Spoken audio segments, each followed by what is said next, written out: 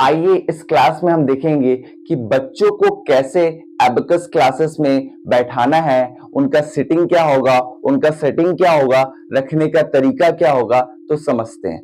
सबसे पहला बात यह है कि जब भी बच्चे बैठे उन्हें उनका बैक जो होगा, बैक पोर्शन को पूरा स्ट्रेट करके बैठाना है, कमर को पूरा सीधा टाइट, जिससे क्या होगा, उनका कॉन्सेंट्रेशन हमेशा बुक के ऊपर, किट के ऊपर रहेगा। तो सबसे पहला हमारा रूल क्या है कि बैठने के समय उनका कमर पूरा स्ट्रेट रखना है। फर्स्ट रूल ये है।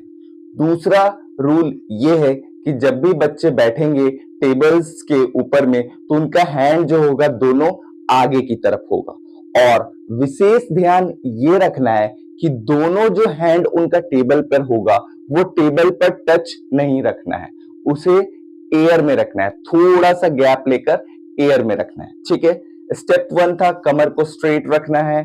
स्टेप 2 था हैंड को, दोनों हैंड को टेबल के ऊपर रखना है लेकिन एयर में रखना है। ठीक है। एंड स्टेप 3 जो कि सबसे ज्यादा गलती होता है बच्चों में, ये होता है कि जो एबेकस किट है हमारा, वो बच्चे क्या करते हैं, बहुत ही अपने से क्लोज कर लेते। तो ये क्लोज नहीं करना है, उन्हें 10 से 12 इंच के डिस्टेंस पे रखना है अपने से। ठीक है। ये स्टेप 3 था। And last one very important जो 4 है, वो है ये कि आपके टेबल पे बहुत सारी चीजें नहीं होनी चाहिए, बस आपका एक किट होगा और एबेकस बुक होगा, बाकी कुछ भी नहीं रखना है, खासकर बैग वगैरह। ठीक है। क्योंकि इससे क्या होगा कि आप बहुत ज्यादा डिफिकल्टीज होगी, 10 चीजें होंगी तो डिस्ट्रैक्ट भी होगे और उतने स्पेस नहीं होते जिसके कारण आपका इम्प्रॉपर तरीके से काम कर पाओगे। ठीक है।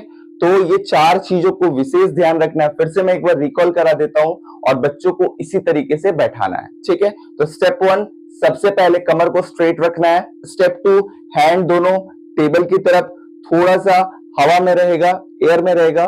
स्टेप 3 हमारा जो एबेकस किट होगा सटा हुआ नहीं रहेगा, 10 से 12 इंच के अप्रोक्स दूरी पर होगा। एंड लास्ट वन जो हमारा टेबल है वो टेबल नीट एंड क्लीन रखना है, उस पर बैग वगैरह कुछ भी नहीं रखना है।